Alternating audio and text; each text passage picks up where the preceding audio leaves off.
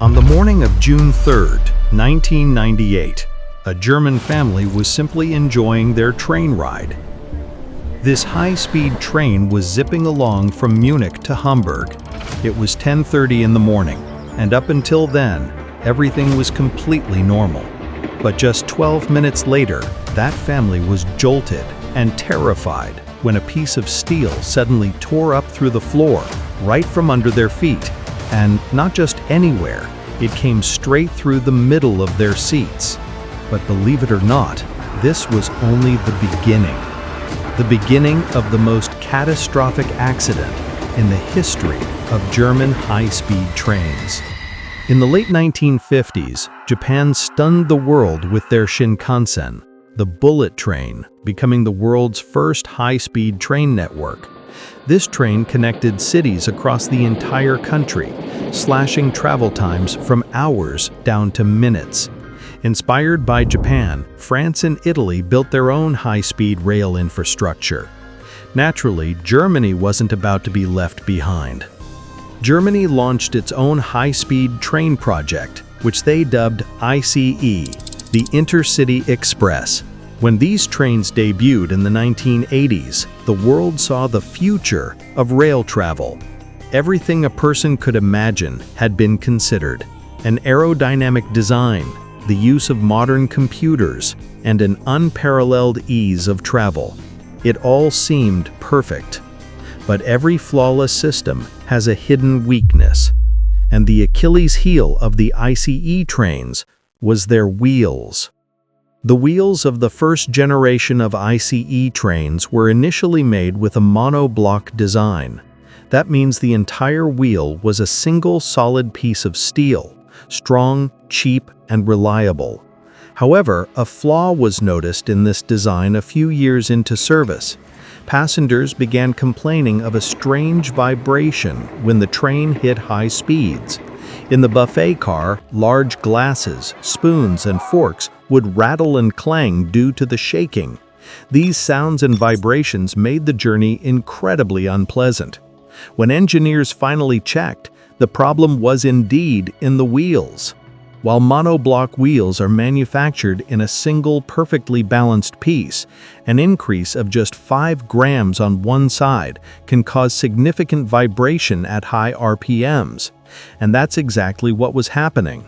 High-speed friction had unevenly worn down parts of the monoblock wheels, throwing off their balance. It wasn't noticeable at slow speeds, but at 155 miles per hour, 250 kilometers per hour, this imbalance created a full-on train vibration. This is a common issue for any wheel. If you put two patches close together on a car tire, that small, extra weight difference can cause vibrations at high speed. To fix this, a technician performs a wheel balancing, adding an equal amount of weight to the opposite side.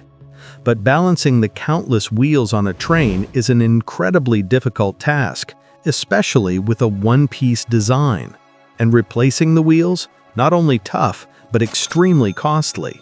So German engineers came up with a new solution for the ICE trains: resilient wheels. The special feature of resilient wheels was that they were not one piece. They had a separate inner ring and a separate outer ring, with a rubber ring placed between the two to absorb vibrations. This design was specifically chosen so that when the outer wheel wore down, only that part would need replacing, not the entire wheel. At the time, this design was also being used on German trams. But here's the problem. Trams only run at about 19 miles per hour, and the ICE trains had to run at 155 miles per hour. This was a major difference that, tragically, no one paid attention to at the time. Executives approved the resilient wheel design without any extensive testing. Then, in 1992, these new wheels were installed on all high-speed trains. For a few years, everything went smoothly.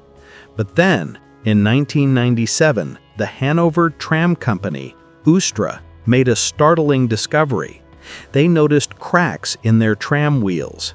They replaced the cracked parts and diligently notified Deutsche Bahn, Germany's national railway company. But since the ICE trains hadn't had any vibration complaints recently, Deutsche Bahn completely ignored the warning. And then, exactly 1 year later, on June 3, 1998, everything changed. At 10:30 in the morning, ICE train 884 departed from Hanover Station, heading for Hamburg. The train had a total of 14 carriages, 2 power cars and 12 passenger cars. There were 287 passengers and 8 crew members on board. Everything was routine leaving Hanover. In coach number 1, a man named George Dittman was riding with his family. A few minutes into the journey, they heard a sudden impact against the train floor.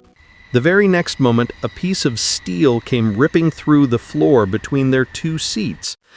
This jagged piece of steel was a fragment of the wheel itself. George and his family panicked instantly. The speed with which that piece of steel shot in meant that if it had been a little to the left or right, his family would not have survived. He immediately rushed his wife and children to the next compartment and went to find the conductor. The conductor was in the 3rd coach. George explained everything, but according to company policy, the conductor could not stop the train until he saw the problem himself, so they both went back to the 1st coach. The train was still flying along at 124 miles per hour, 200 kilometers per hour, and the vibrations were slowly getting worse. By the time the conductor and George reached the 1st coach, the train had traveled another 3 kilometers, and now it was about to pass through a dangerous section where the tracks split. The broken piece of wheel was still hanging underneath the train, scratching against the track. When the train crossed the 1st track switch, the tire fragment fell off and collided with the track lever. In that instant, something horrifying happened. The track switch changed. Now the 1st and 2nd coaches were on one track, but the 3rd coach was diverted to a different track. The front and rear bogies were suddenly heading in different directions. The body of the train twisted violently, and coach number 3 slammed directly into the concrete pillar of a bridge. This horrific impact demolished half of the bridge. Coach number 4 avoided the collapsing bridge, but crashed into the embankment, crushing 3 railway workers to death instantly. Coaches number 5 and 6 were then buried under 300 tons of falling concrete. Their height was later measured to be only 6 inches. Yes, only 6 inches. The remaining coaches, 7, 8, 9, and 10, collided with each other at full speed and were folded up like a piece of paper. Only the first 2 coaches, where George and his family were, survived intact, and the front locomotive came to a stop about 3 kilometers ahead. When coach number 3 hit the bridge, the engineer and driver felt a shock, but they had no idea what in the world was happening behind them. The town near the disaster site was called Eschede. When residents heard the sound of the explosion, they all rushed to the scene. The sight they saw was unforgettable. Twisted metal, broken coaches, fire, and the screams of people. Some were trapped under the bridge, others were stuck in their seats. The pressure-proof windows were so strong they were nearly impossible to break. Rescue workers had to call for heavy machinery, but it still took hours to reach the first trapped victims. Over 1,000 rescue personnel arrived at the site. Ambulances, military, doctors, everyone joined the operation. A medical conference happening nearby sent 40 doctors immediately. But by then, it was mostly over. In this single accident, a total of 101 people were killed. 88 were severely injured, and around 100 had minor injuries. The people in the first 2 coaches were, thankfully, saved. German high-speed trains, once considered the safest in the world, were shattered by the Eschede disaster.